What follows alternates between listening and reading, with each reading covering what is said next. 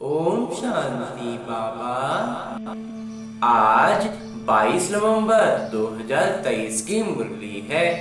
बाबा कह रहे, मीठे बच्चे, तुम ब्राह्मणों का ये नया वृक्ष है। इसकी वृद्धि भी करनी है तो संभाल भी करनी है, क्योंकि नए वृक्ष को चिड़ियाएं खा जाती हैं। नया नया कोई पौधा निकलता है तो उसको बहुत चीजों से खतरा होता है। जब बहुत बड़ा वृक्ष बन जाएगा तब तो संभल जाएगा, शुरुआत में बहुत संभालना होता है। तो अभी ये ब्राह्मण परिवार ही पूरी तरह से नया है। और आगे मेरे बाबा प्रश्न पूछ रहे हैं कि ब्राह्मण वृक्ष में निकले हुए पत्ते मुरझा क्यों जाते हैं और कारण और निवारण क्या है। उत्तर बतलाते हैं मेरे बाबा। बाबा जो ज्ञान के वंडरफुल राज सुनाते हैं, एक से एक बाबा एकदम नई नई बातें सुनाते हैं। वो न समझने के कारण, उसको समझते नहीं है, बुद्धि में स्पष्टता नहीं आती है तो संशय उत्पन्न होता है। इसलिए नए नए पत्ते मुरझा जाते हैं, फिर पढ़ाई छोड़ देते हैं। इसमें समझाने वाले बच्चे बहुत होशियार चाहिए। अगर कोई संशय उठता है तो बड़ों से पूछना चाहिए। उत्तर नहीं मिलता तो बाबा से भी पूछ सकते हैं। अंजी बाबा। गीत है प्रीतम आन मिलो। ओम शांति।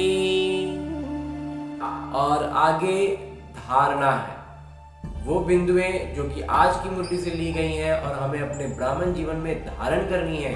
उनमें है कि दुख के समय अपार सुखों की लॉटरी मिली है। जब दुनिया में दुख का बंबार पड़ा है, वैसे में हमें सुख की लॉटरी लगी है। एक बाबा से सच्ची प्रीत हुई है, उसका सिमरन कर सदा खुशी में रहना है।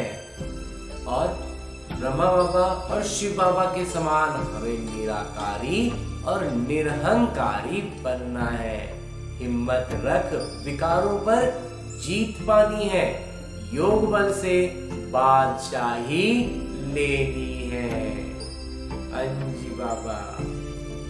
और आगे मेरे बाबा वरदान दे रहे हैं। वरदान देते हुए मेरे बाबा कहते हैं, कर्म करते शक्तिशाली अवस्था पर स्थित हो रूहानी पर्सनालिटी का, रूहानी व्यक्तित्व का अनुभव कराने वाले कर्म योगी भव।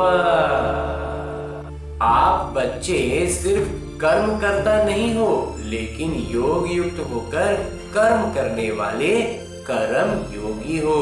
तो आप द्वारा हर एक को ये अनुभव हो कि ये काम तो हाथ से कर रहे हैं, लेकिन काम करते भी अपनी शक्तिशाली अवस्था पर स्थित हैं। चाहे साधारण रीति से चल रहे हैं, खड़े हैं, लेकिन रूहानी व्यक्तित्व का दूर से अनुभव हो।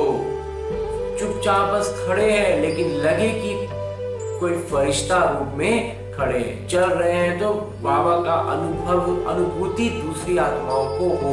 हमें अपनी अवस्था इतनी ऊंची बनानी है। बाबा कहते हैं दूर से ही अनुभव हो। जैसे दुनियावी पर्सनालिटी आकर्षित करती है, जो अभी माया का जो जीवन में कोई घुसा हुआ है तो क्या करता है, वो मायावी चीजों पे खुद को पूरा ढक लेता है। तो जब तक हम मायावी चीजों में फंसे रहते हैं, हमें भी वो आकर्षित करता है। ऐसे ही आपकी रूहानी पर्सनालिटी, हमारा रूहानी जो व्यक्तित्व है ना, हमारी प्योरिटी की पर्सनालिटी, हमारा शुद्धता का जो व्यक्तित्व में जो पवित्रता का आवरण होगा, ज्ञानी व योगी तो आत्मा का व्यक्तित्व, हमारी बातों से ज्ञान का, योग की जो झलक झलके, वो स्वतः ही आकर्षित करेगी। और लौकिक दुनिया की चीजें लौकिक दुनिया की ओर आकर्षित करती हैं। हमारी स्थिति ऐसी हो कि हम अलौकिक दुनिया की ओर आकर्षित कर पाए। हाँ जी बाबा।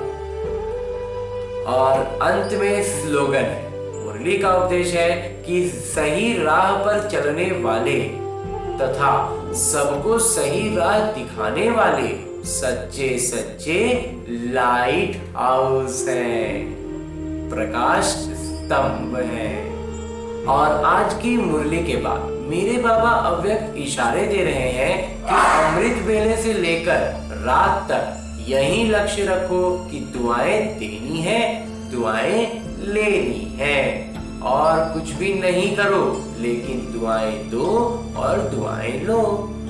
कोई आपको दुख भी दे तो भी आपको दुआएं देनी है, इससे सहनशीलता का गुण स्वतः आ जाएगा। अंजी बाबा। अच्छा। ओम शांति बाबा, ओम शांति।